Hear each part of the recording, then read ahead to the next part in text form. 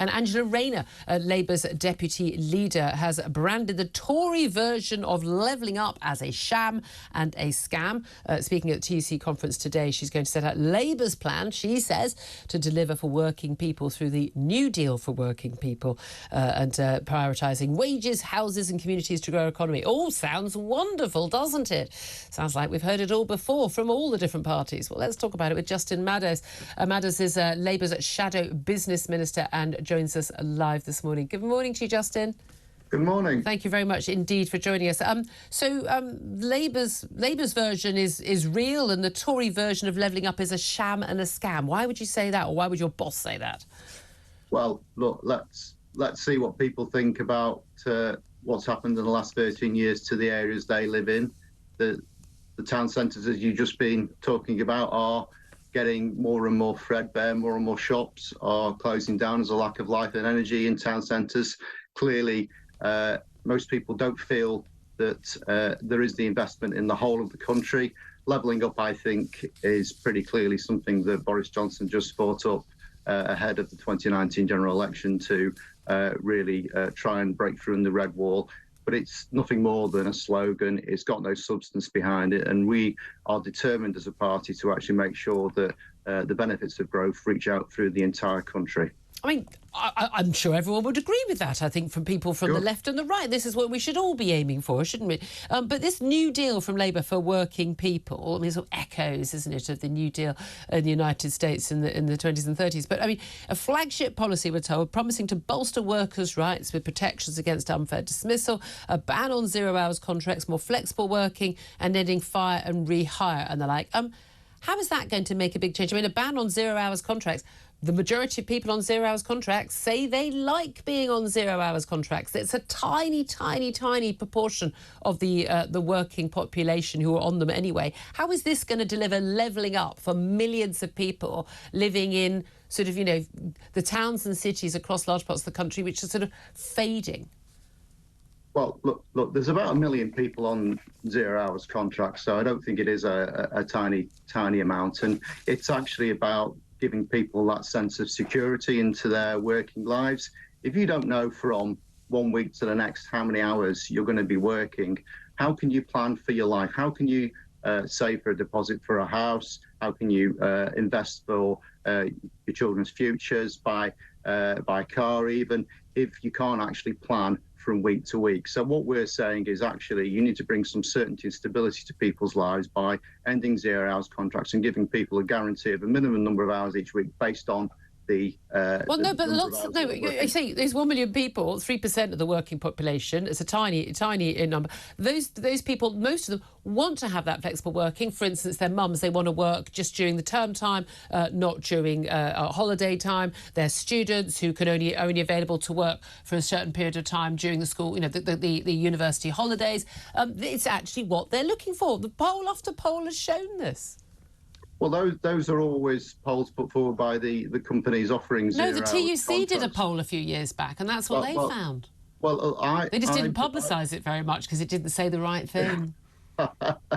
I believe that the idea that security and flexibility are incompatible is wrong. Actually, I believe that you can offer both. We want to really turbocharge flexible working and deal with all those issues that you've talked about. But that doesn't mean actually that you can't say to someone that you're going to have a guaranteed number of hours each week. That's the basic sort of cornerstone of building a decent society, giving people that foundation which they can actually build their futures on. And of course, people have lots of different commitments and they do want to work flexibly, and we absolutely support that. But listen, if you want to level up, one of the things you need to do is to make sure that people can afford a decent standard of living. They can afford to heat their homes. They can afford to run businesses and employ people. How are they going to do that when we have unsecure, unreliable and unaffordable energy, which means that companies are having to outsource their manufacturing to China and other countries where they can't afford to pay their bills? We've seen massive increases, extraneous things that have happened as a result of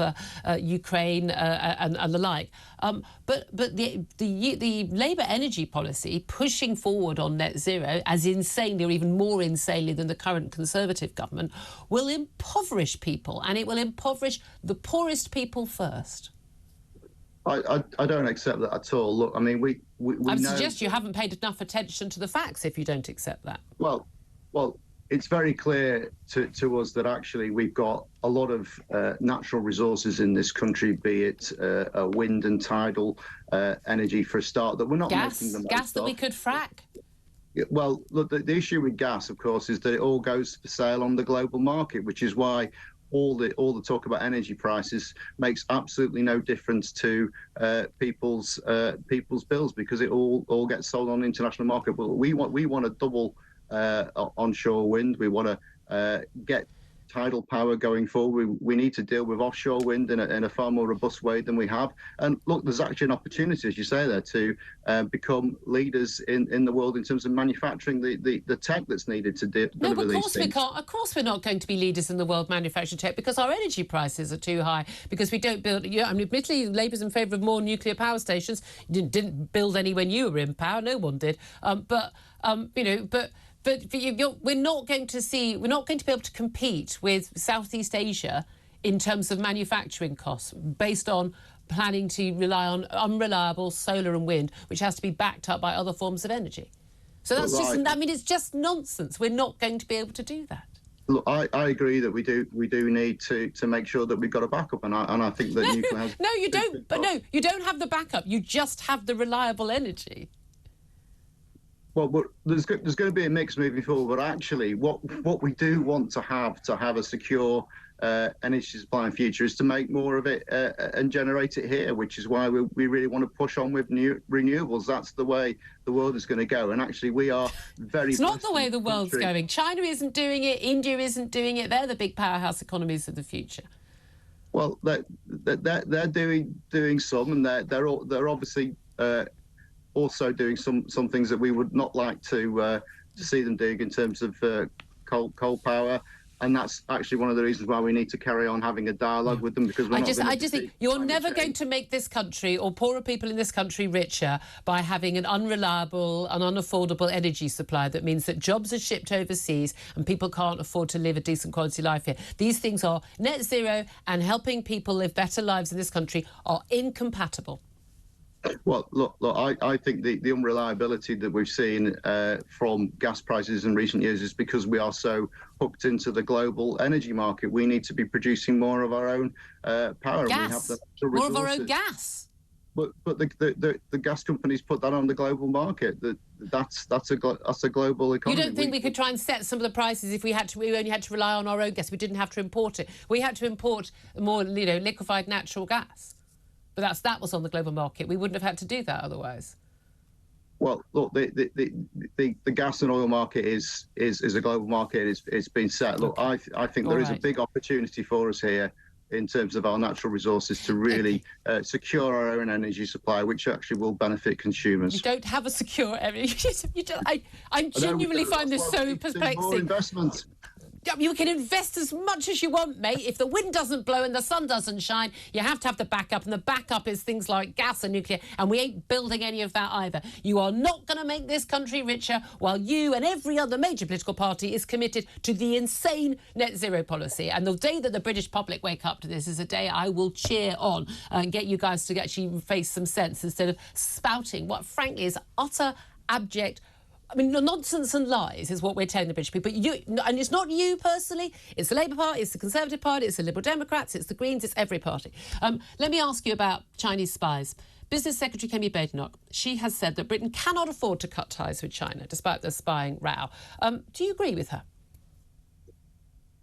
Yeah, we can't afford to cut ties with China. We can't ignore a country of that size with that economic impact from being part of our economy. We're every nation is tied together economically. We've got 140,000 Chinese students here.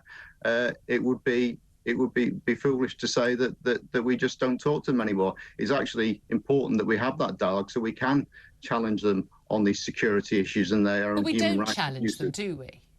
Well, I'm not privy to the conversations that are taking place at the highest level. But look, certainly if I was in government and we were in government, we would be very, very tough on this, because I think we are aware that there are things going on that that certainly shouldn't be, and we've got to push back against that very hard. And in terms of bans, we've got lots of bans being talked about. We had a laughing gas ban announced by the government last week. Now we understand next week there's going to be a ban announced on disposable vapes to stop children getting addicted.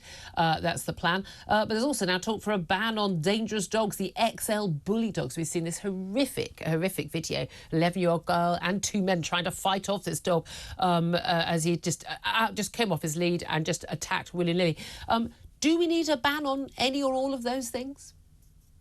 Well, look, the vape thing is interesting because, of course, a lot of people who've given up smoking will say that it's been a really important part of their ability to come off that. So I'd be interested to know if there was a ban on vaping. And I absolutely agree that we need to make sure it's not sold to children.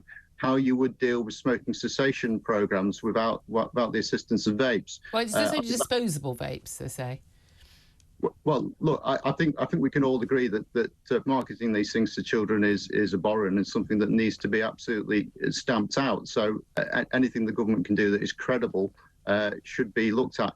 In terms of the nitrous oxide stuff, my understanding is that you can still buy this online from licensed sellers, and it seems to me that's a massive loophole that hasn't really been adequately addressed. Yeah. And I think in terms of the breed-specific legislation, my understanding of the statistics is actually the majority of attacks are from dogs that aren't part of the designated breeds at the moment. So it isn't just about the breeds. We absolutely need to make sure people are safe, but it's actually about how the animals are trained and looked after, and that's important as well. OK, Justin Mellors, good to talk to you. Great to have you on the show.